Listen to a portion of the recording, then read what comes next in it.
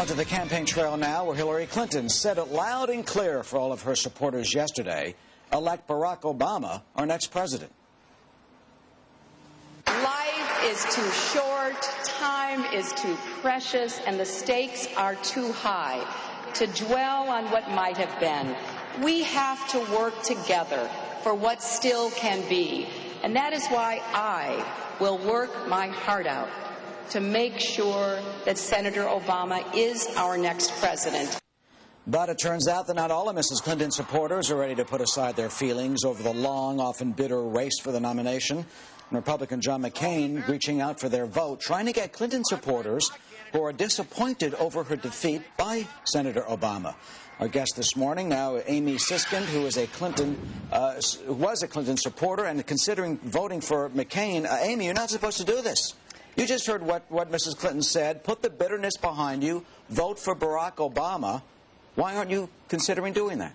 Well, for me personally, this was a big week of loss, not only seeing the candidate of my lifetime suspend her campaign, but as well to see the Democratic Party, which for me is so much of who I am, really abandon what I feel are the core values that our party is based on. Well, how did they do that? Well, I was brought up to believe that the Democratic Party stood for helping those less fortunate and equality.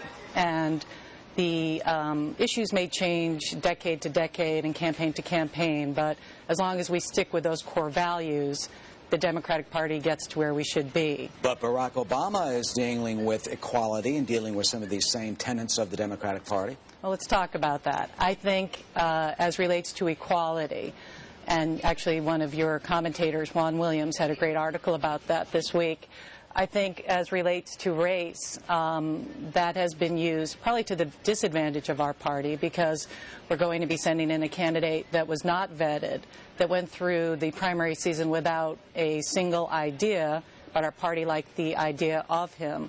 Whereas our candidate, who I thought was more qualified, who for many people in this country felt was a candidate whose time was really here, they allowed overt sexism repeatedly to happen in the campaign, and nobody in our party stood up and said anything about it. Well, you know, the Obama people would say, of course he has positions, and of course he has a variety of issues that he has put forth and will be putting forth over the next 5 months.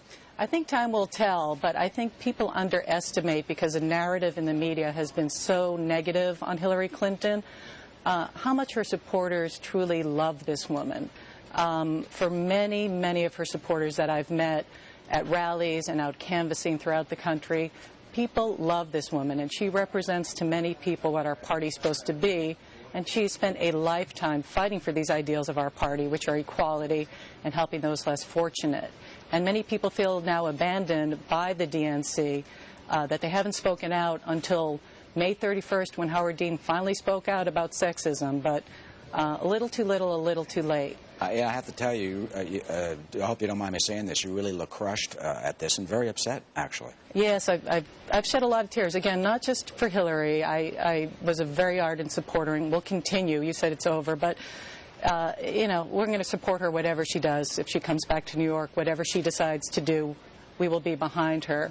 But for me, again, it's a loss of our party. I think both parties have lost their way in a sense. Well, but the Republican Party knows that, and they're grappling with that, whereas our party has not really seen this train wreck coming yet. Yeah, well, a lot of division so far, and they have 5 months to go, and we'll see how it plays out. Amy Siskind, thank you for joining us this morning. My pleasure.